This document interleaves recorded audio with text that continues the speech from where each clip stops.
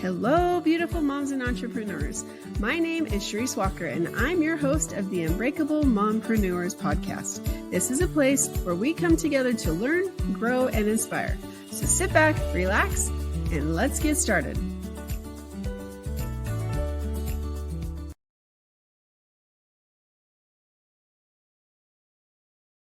Hello, Unbreakable Mompreneurs. My name is Charisse Walker, your host, and today I'm here with Alexandra Cheho, and she has a very unique talent and knowledge that I actually, just talking to her for a few minutes, learned some stuff that I never knew. And so astrology, some people don't know what that means. And so we are going to talk about that, as well as how being a high achiever can tie in and how you can focus on your strengths and be aware of your weaknesses as well. So without further ado, Alexandra, why don't you introduce yourself to our audience?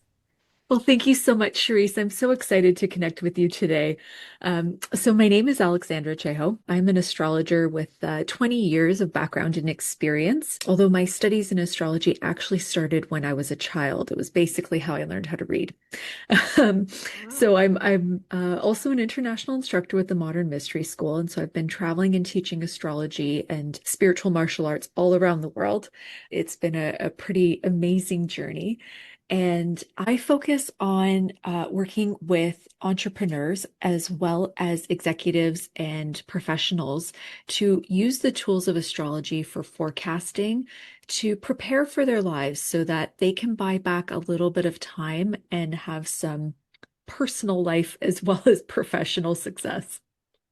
Well, I got fixated on a word that you said. You said spiritual martial arts. Yes. What does that mean?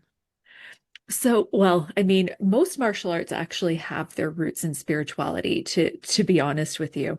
But I teach a program that's actually called Warriors of Light. I'm part of a team, and we travel internationally, and we teach martial arts in combination with chi and energy work. Oh, And it's a really fun program, actually, that we teach through the Modern Mystery School. And so I teach that program about 4 times a year, twice here in Canada and twice in Japan. that is so cool. When I ran a massage therapy school, they did some of that stuff, like the acupressure. I remember sitting Yes. down, and when they were like touching this little thing and touching, I'm like, this is the stupidest thing and a waste of my time. Like, but I'll play along with it. And no joke, by the time I got home, the things that I was dealing with definitely had remedied themselves. And I'm like, wow. So I'm like, okay, that was just a fluke. Did it again, same exact thing. I'm like, this is amazing. And so the energy work and the things that you're doing, they really are amazing tools. It makes an absolute difference. And I mean, whether it's acupressure or acupuncture, sometimes they're just sticking a needle in you. And then I have this one acupuncturist, he'll come and he'll brush the needles and like them sway and stuff. Oh, And you're like, oh, but you feel so much better afterwards. It's really incredible. And even when you do martial arts, when you incorporate that energy work, it's so freeing, not only for your mind, but also for your health and your physical body too. it's so cool.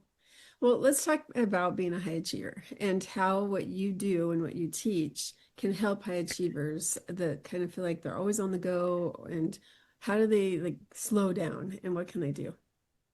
So I think the first thing to understand is that every one of us is the center of manifestation inside of your universe.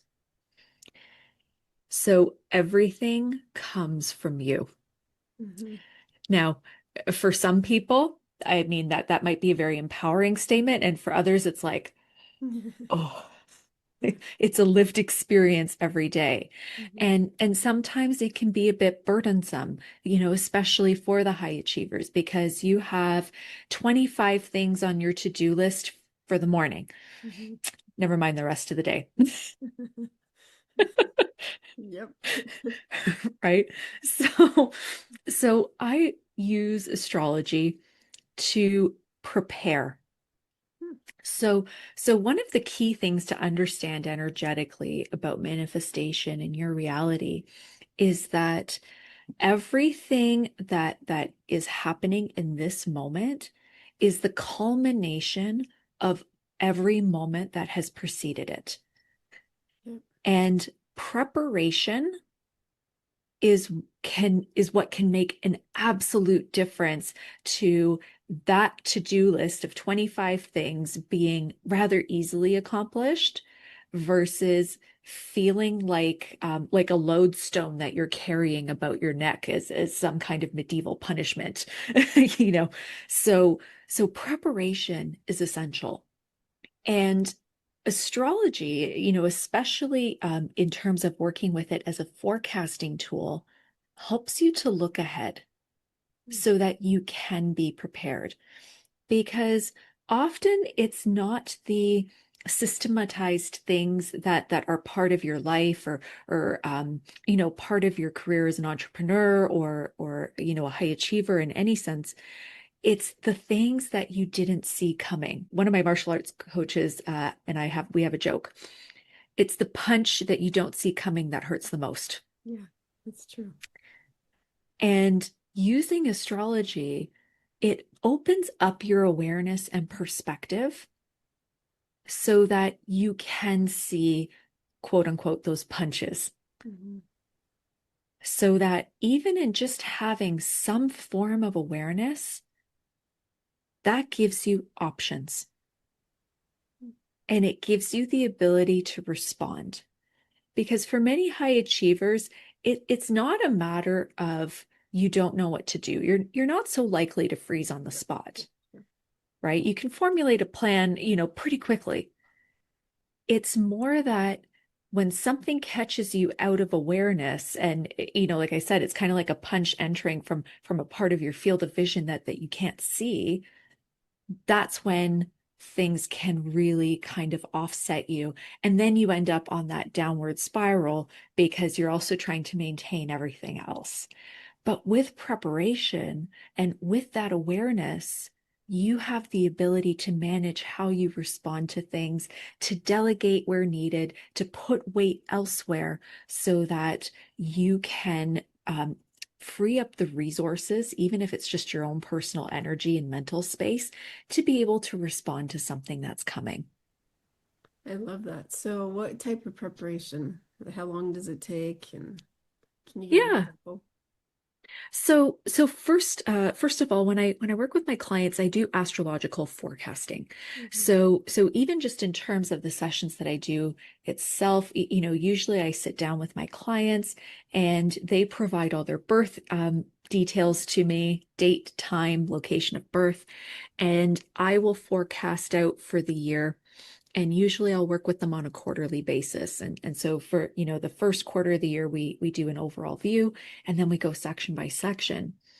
And when I'm forecasting, there's specific things I'm looking at, and it kind of depends on the client, but in general, one of the things that I really feel is absolutely essential to the forecasting that I do is even just looking at vitality levels throughout the year. Because high functioning and high achievers, you kind of tend to count on your vitality being a consistent level. But that's not true, is it? No. Yeah. Mm-hmm. There's peaks and there's troughs. Mm-hmm. So with using the tools of astrology, that's absolutely one of the things that I actually consider essential to forecast. Because if you know that you're entering a time where you're going to be more introspective, Mm-hmm. more restive in nature, and that your capacity to deal with the outside world is lessened, say for a 2-month period, well then, if you know that ahead of time, then perhaps you can delegate parts of that work to somebody else. Or there's things you can take care of now so that you don't have to do it during that period, Mm-hmm. right? Interesting. I've heard this, your hormone cycle. There are different cycles you cannot be consistent all the time. You're going to burn out because you've got to take breaks. And if you don't, then it's not a good thing. And so I like that you can figure out when are the good times and when maybe you need to delegate or get somebody on board to help you. That makes sense. Absolutely. And using the same principle, for anyone who's an entrepreneur, there are times where it's really good to promote the business and to focus more so on sales, marketing, communication, reaching out. And then there's times that are more preparatory in nature. And so those are the times where you're going in and you're checking in on the back end of things. Mhm. Are your systems functional? Do you have all the resources you need at hand? Are there repairs or upgrades or overhauls that you're looking to achieve? Is this perhaps in a preparatory period a good time to do research? Because maybe you have new products or projects that you want to launch, right? And so even looking at it from that perspective, um, you have the opportunity to kind of allocate time and resources in such a way that make your life easier. Because when you're constantly trying to work against the current, it it's Tiring. just tiring. Yeah, it does. It gets tiring. Okay, so is there any astrological sign that does not make a good entrepreneur? To be honest with you, no. I didn't think so. Yeah, I bet I was wondering. So, No, what it's what it's really about harnessing your strengths in order to manifest and to support yourself in the areas where you don't do so well. okay. And what about the patterns in an entrepreneur? What are some of those patterns that you see across the board? So one of the patterns that I tend to see across the board are special relationships either with Mars, who is the planet, he's the god of war, but also he is the planet of action and initiative, Okay. right? And so sometimes I see him in positions of exaltation, which are strong positions for him. But also, and this is interesting, I frequently see him in patterns of detriment in entrepreneurs. Hmm. And, astrologically speaking, when a position is in detriment, or a planet is in detriment, very often we are working on acquiring its powers. And so entrepreneurs, I haven't seen it in all of them, but I've seen it rather frequently where they have Mars in detriment to some capacity. And so they don't take that power of Mars for granted. They're trying to earn and work with it. They're trying to acquire it as a strength. And so I actually see the detriments of Mars in entrepreneurs more frequently than I actually see the strengths. Really? That's Yes. crazy. Okay, interesting. So, how did you get into all of this and how long have you been studying it? So I started studying astrology. I was about 5 or 6 years old. Mhm. So Yeah. my grandfather was an amateur astrologer and he had his books. So when I would go to my grandparents' place, there wasn't much to do. So I would go and I would steal his astrology books and I would lock myself in the guest room where all the snacks were. And my grandmother had a wall-to-wall closet full of snacks. It was the best room in the house. Uh, so I would go lock myself in there and I would read his astrology books. Hmm. And in there were stories about Athena and Zeus and Ares and Aphrodite and all of these Greek gods and goddesses. And I fell in love with their stories. And so I kept reading the books, and that was how I discovered astrology. And as Oh, I got a little bit older, I would sit down with his books and a dictionary to help me understand the words that I didn't necessarily recognize at 6, 7, 8 years old. I love that.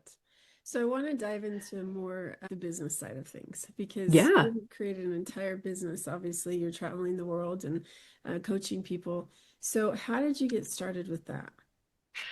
So my my early adulthood, I actually was working in healthcare.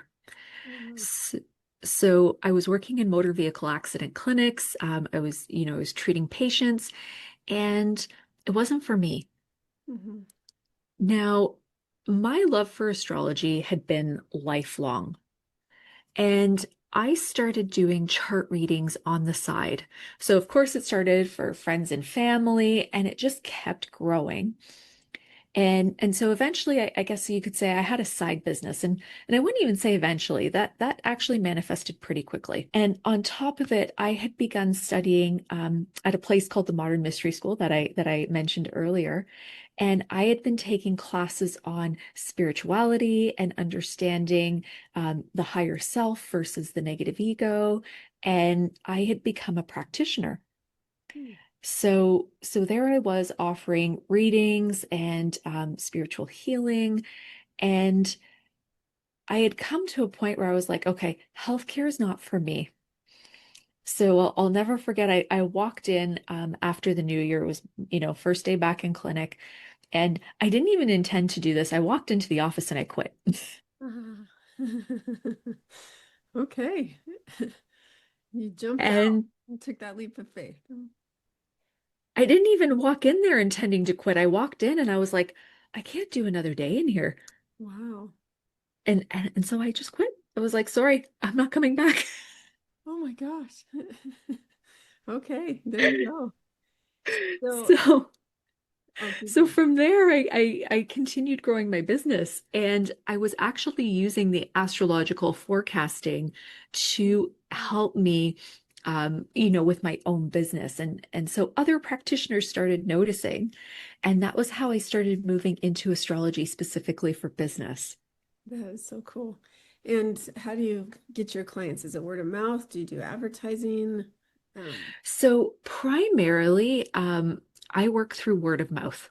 okay. I mean, I've also been around a long time, Hmm. and I do have a large client base after basically 20 years in practice. Wow. So most of my business is word of mouth. I do a little bit of advertising. However, it's never really been completely necessary for me. And so I do a little bit just to fill in certain gaps, but other than that, I have a pretty consistent business, and I'm really blessed and lucky to be able to say that I do. Well, what is one piece of advice you would give a new business owner that you now know that you wish you would have? You know, I think what I would say is you really need to understand yourself. Manifesting a business will tax you Mhm. to the umpteenth degree. It's going to push you to really own and take hold of your strengths, but also it's going to put a lot of strain on the areas where you're not strong. Mhm. So you need to know yourself before you really undertake that. And the reason that I say that is because most people worry about failure. Mhm. That's not what I tell people to worry about. Worry about, can you actually manage success? Wow. Yep. And I think that that's why a lot of people don't step into their potential because of the fear of the success, which is a crazy thing, but it's true. A lot of people struggle with that. Yeah, because success often means output beyond a level that most people are comfortable. Mhm. Yep. And and it's that's doesn't have to be entirely the case. Again, if you prepare well and if you understand yourself and if you bring in tools or assistance to help mitigate some of those Mhm. weaker areas, but you have to know yourself first. And as much as you know yourself, the minute you engage in that business and the minute it starts growing, you're going to know yourself again and again and again and again and again. Yeah. Because you need to in order to, and finally come to terms with, okay, I'm not good at this. I need someone else to take it off my plate so that I can focus on what I am good at. So that's so true. Exactly. Well, if our listeners wanted to get a hold of you because maybe they want a reading or they want to work with you, because this is very intriguing to me. I'm like, oh, I want to go to that school. Wonderful. Well, I would be honored to connect with anyone. They can find me on my website, astrologerroyale.com. And I actually have a free ebook while they're there. Um, and so it is called, oh, my brain just left me right now. It is called Star Powered Resilience. And it is a zodiac inspired guide to understanding your strengths and also how to mitigate stress. And so it's filled with all kinds of tips and tricks based on your zodiac sign to just give you moments of peace. It's amazing. And she knows her stuff because, like I said before we got on the call, that she was able to tell me stuff that I did not know. So it's super cool. And it would be fantastic if you're struggling and you want to understand your strengths, your weaknesses, and how that affects you with your zodiac sign, then please go give Alexandra a call. And moms, first of all, thank you for being on. And I really appreciate you coming and taking the time. But moms and Unbreakable Mompreneurs, I hope that you really do take the time to figure out who you are and what you want, and is what you're doing serving you well, or do you need to bring in other people? So listen to it, reach out to Alexandra, and if you like this, please subscribe and share, and go out and make it a great day. Beautiful moms, remember, you are unbreakable. Keep illuminating the world with your strength, pursuing your dreams, and reveling in the splendor of motherhood. This is Charisse Walker, bidding you farewell for now. Stay tuned for more empowering conversations on the next episode of the Unbreakable Mompreneurs podcast. Until then, keep shining bright. Signing off with love, Charisse Walker.